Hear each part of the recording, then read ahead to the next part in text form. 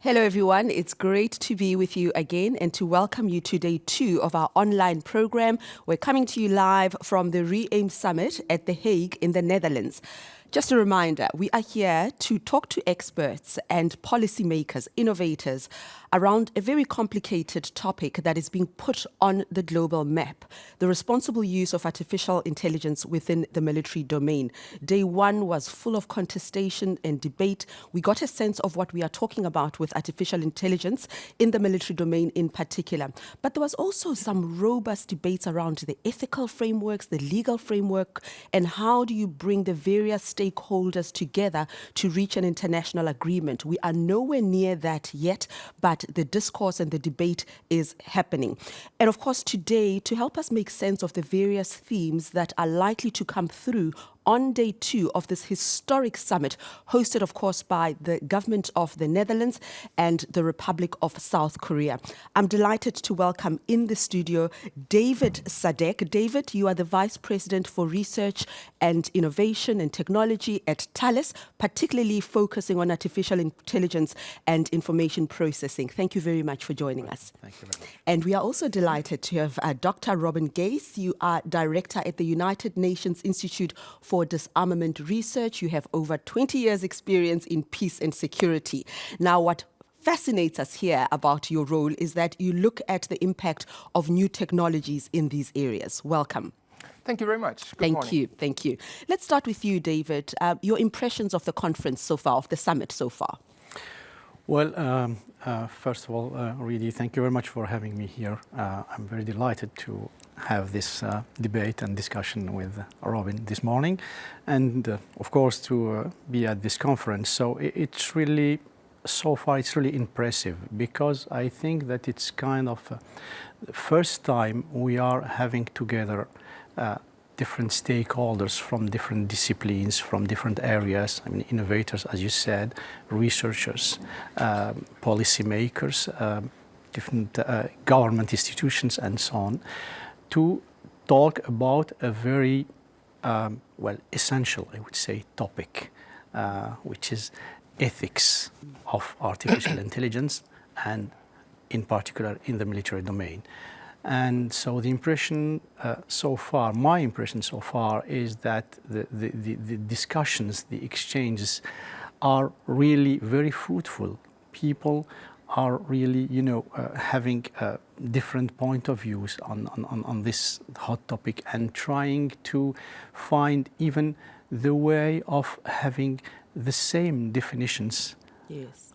Of the words which are used to talk about this topic, which is, I would say, not an easy issue, actually. So, and this is the first step, I would say, even if a lot of work, a lot of debates have been already taken place so far on this topic. But this conference is probably a first of a kind of having this year. Okay, so Dr. Robin, let me bring you in here. I mean, we got some cynicism as well, or skepticism, let me put it that way, yesterday around why are we having these talks? What is the importance of it? Does it yield any fruit? What would you say to that? Is this summit important? Yeah, I would say it is, but I would also say that, of course, we need to move on from here and take it to more concrete steps. And I think there is a sense of urgency here, and I hope that the summit can help to convey it. There really, I think, is an ongoing arms race for speed. I think the impression that you get at this conference here at the summit is very much how complex the topic is, how impactful the technology will be, and I think also how sudden it'll be upon us. You know, ChatGPT, I think, has been mentioned 100 times at this conference. And probably my wager is that 6 months ago, many of us would not have heard of it ever. So now it's here. It means the technology disseminates almost instantaneously. And we can see with ChatGPT how impactful just one specific application of the technology is. So on the one hand, there's huge promise for the military in this, but there's also a long list of risks associated with it. They need to be addressed at summits like these. I'm really delighted to see the summit. We've been working, UNIDIR, our think tank on disarmament and arms control. We've long been working on the issue of artificial intelligence. We see it as decisive in global security matters for years to come. And what I really like about this summit is the attempt to take it to a higher political level, to raise attention for the topic across all policy levels, and to really hopefully convey a sense of urgency that we need to move on to concrete steps very, very swiftly now, because it's no longer science fiction, and it hasn't been for a while. The technology is clearly coming, and not only in civilian applications like ChatGPT, that's maybe the feel-good version, but then of course there is another side for it, and we need to have an open, frank, multi-stakeholder dialogue about these issues. Okay, I'll come back to you on the peace and security aspect, because it's very fascinating. I'm a journalist. I use the words peace and security a lot, but I would never have aligned them to artificial intelligence. I'll come back to that in just a moment. But from Thale's point of view, when you look at this conference and your work and the word stakeholders, how do you work with governments around these issues of artificial intelligence? Because we get a sense that the innovators are always ahead of states. So what is the ideal relationship between innovators like yourselves and the policymakers?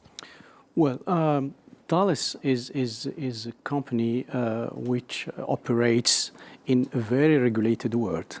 I mean, it's a dual company operating in civilian world and also in defense military world, and all our business is very regulated, very framed. So our interaction with the government and the governments, the MODs, I would say, with respect to military domain, I mean, this is the daily way of working and of doing things, because these are our partners, our customers. So we are defining, we are also defining our way of doing in discussion, in collaboration with also the authorities, the governments, and all these stakeholders from the public domain. So this is we are not making our way by ourselves, even if of course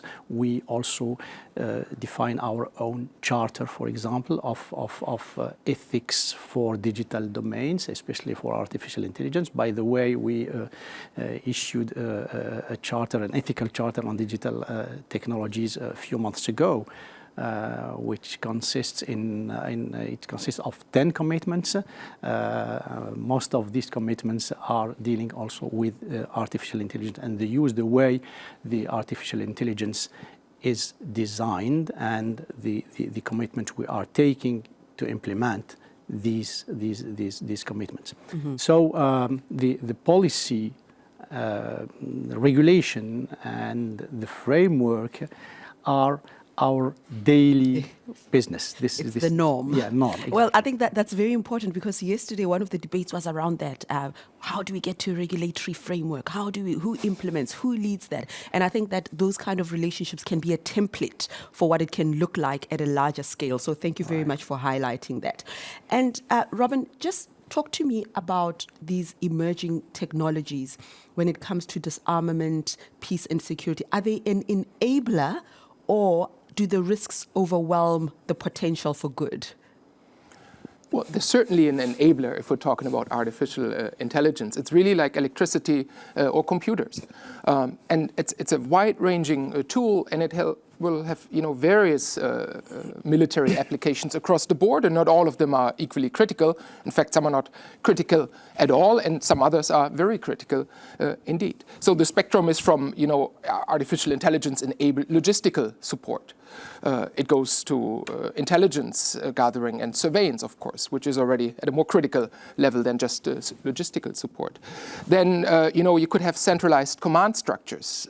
The military appeal of artificial intelligence is that it can fuse together data from basically all theaters of warfare: air, land, water, outer space, cyberspace, all of it together in a common operating picture, real time. Now that's a powerful tool, of course.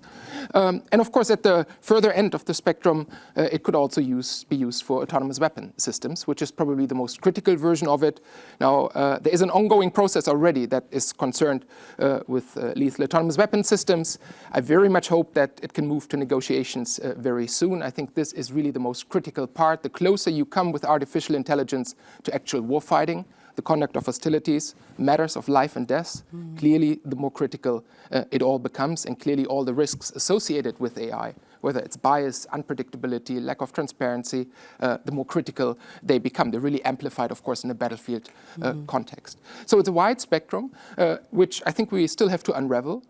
I think part of the exercise here at this summit is also to look below the tip of the iceberg. The tip really is lethal autonomous weapon systems. But then there's so many other potential applications for artificial intelligence where it could support, augment, or even replace human judgment. Ooh, that's always so controversial. And that's, of course, when you get into the more critical aspects of it. That's what we need to target, but we need to be frank and open about it. That's what we need to look to, I think, and address. Because the military is not always known for transparency, isn't it? Just in everyday type of operation, I suppose it's good for the state to play its cards close to its chest. But when it comes to artificial intelligence, because one of the speakers yesterday, I think it was Professor Friedman, said it is not it is not a revolution. It's a new reality, and we need to contend with it. But I think when it comes to the role of the human, that's what was controversial as well in yesterday's conversation. So a really complicated matrix of themes indeed. Yeah, and I think the Secretary General was quite right just 2 weeks ago in really reiterating that human agency has to be retained at all cost. So I think that's really the baseline to start from. But then there is a long list of other risks associated with artificial intelligence. One is, miscalculation and misperception if these new types of systems enter the battlefield. Another risk that I see is this moving military operations up to machine speed. I think that's really the kind of new type of arms race that we're seeing in this field. The sooner you can network all your military equipment together, the faster it can move, the more military advantages the military will see in future military operations. And, that's in a way understandable, but a risk there is, of course, that in the very fraught global security environment in which we're currently in, there could be races to the bottom. First mover advantages will be thought, fielding stuff early before it has maybe been tested all the way. That's just one risk that's out there. And then the general pressure, if everyone is moving towards machine speed with their military operations, it's a process, it's a cycle that is very difficult to escape. So how do you put in the speed bumps in this trend that we're seeing of moving military operations to a higher level of speed? And there was a guest yesterday who was trying to steer the conversation away from the autonomous weapon system. That, of course, that's important, but there's a whole lot of other themes as well. Data processing, how we use artificial intelligence in humanitarian crisis, in disarmament, and so on. So artificial intelligence for good. What is your message around that issue? In Thales, we are operating in critical systems domains. So this is very crucial, important. I mean, it's when a movie recommender recommends you a movie you don't like, so it's not a big deal. Now, if you are taking a flight, and provided that 2 flights out of 3 in the world take off or land thanks to Thales systems. So if these flights, these aircrafts embed artificial intelligence, so it's better that you could trust this. So our vision, our strategy on AI is on trustworthy AI, what we call trustworthy AI, which means systems that we are able to validate very concretely, to say that you can trust the system because the system will do what is meant to do, no more, no less. Systems which are explainable. This is very important. It's about transparency, for example, and the ability to provide the justifications of why a system did what it did or recommended to do what it recommended to do. And we even push ahead this property to make systems self-explainable in real time. I mean, if a co-pilot, a digital co-pilot in a cockpit recommends to the pilot to make a left in 45 miles, so the pilot should be entitled to ask the question, why should I do that? Especially if she or he had in mind to do something different. And the system to answer that because there is the threat, there is a thunderstorm or something like this, and not because the layer number 3 of neural net has been activated at such or such percent. So this is the explainability of AI systems is crucial. Security of AI systems. I mean, the resilience, the ability to be resilient and robust to any kind of malevolent behavior, especially cyber attacks, for example.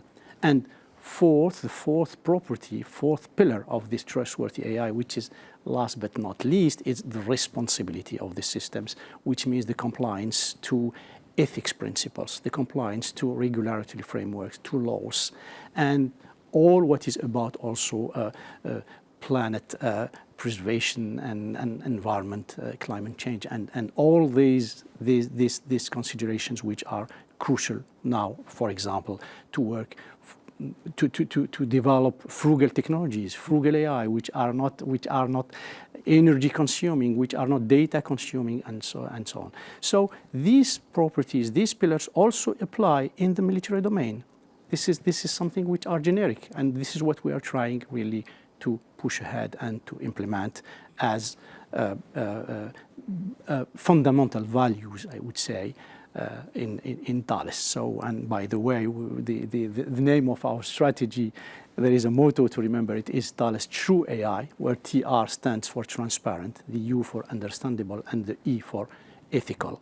And having in mind that AI is here to augment the human being, to help make faster and smarter decisions, and not to take decisions in the place of a human being. So having the human in the loop is one of our demands, is our requirements for any AI system. And this is, by the way, I was mentioning our charter, ethical charter.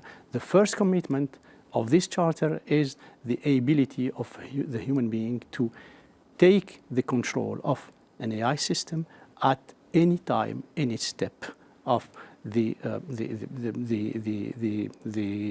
operation. Mm-hmm, mm-hmm. You're sounding very, very positive about the human and machine partnership, that it is a society of mutual benefit, as it were. But in situations where something could go wrong, I mean, what happens then? Where does the buck stop? Where does the accountability and governance aspect lie?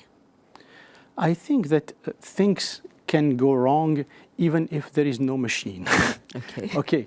So this is, you should keep in mind that military domain, as other domains, is all about risk mitigation. And each step is assessed very carefully. Very carefully.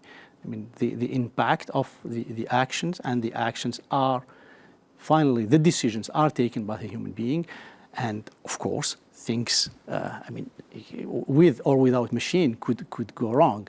And if the machine is here to really bring a better situation awareness, for example, to understand what's going on, because as Robin mentioned, things can go very fast with the new technologies, and with the human being, I mean, without the augmentation with an AI system would not be able really to process this huge amount of information. And AI is there really to help to understand what's going on, and probably to synthesize what is the situation, all this information coming, and to help probably avoid that things go wrong. Okay. I mean, we've articulated these dilemmas, the RETs, reliability, explainability, and transparency. But when it comes to getting international consensus, particularly as a theme of this conference, what are you hoping for? Oh, so I certainly hope that when it comes to lethal autonomous weapon systems, we can really now move to the next stage and enter into negotiation. I think that's really crucial. Also, being alert to the fact how fast this technology is progressing. So that would be my priority. That's where I really see a need for states to sit down and negotiate. And the discussion has been going on for quite a while. So to my mind, that really should be a priority, to really try to move forward on this most important issue, to my mind. But then at the same time, to look look into a whole set and basket of different governance measures, negotiations, pulling together what the private sector is doing, already getting a better sense of what is there. My sense is that the private sector is in many ways a bit ahead of the policy sector. There's a lot of detailed knowledge there that we're not currently harnessing. But of course, at the policy side of it, we want to make sure this is grounded in human rights law, this is grounded in humanitarian law, and we also want to be alert to the fact that maybe there are gaps that we still need to address. With new laws, that's an open question, but we should really approach it in a frank and open way. And one of my main concerns, just coming back to what Frank was saying, the speed aspect of it, that it'll be so fast that humans need to rely on artificial intelligence to augment their decisions. That's clearly the trend, I think, where we're going, and there's no dispute about it. My fear in this is that this is a self-reinforcing trend. It'll become ever faster. We'll need to rely ever more on artificial intelligence. And then it'll get ever more difficult to put on the brakes. And I think at this stage, given the urgency of the topic, we should be very aware of this and really try to think ahead, engage in anticipatory models of governance, and really try to come to a conclusion how we can put in some speed bumps before it all gets too fast and out of hand, so to say. Okay, so David, I have no doubt you have a response to that, but hold that thought because we need to go to the main plenary. Interesting debates that are coming through and reinforcing again and again. We'll continue this conversation after we have seen the official opening of the second day, the plenary opening, day 2, a continuation of the scenarios that we used in the opening of the first day. We're going to get some panel discussions also happening in the main plenary. I'll tell you a little bit more about that. We are going to review that panel discussion after it has happened. But what will happen is there will be a deeper reflection and engagement with the dilemmas that we've just been speaking about responsible artificial intelligence in the military domain.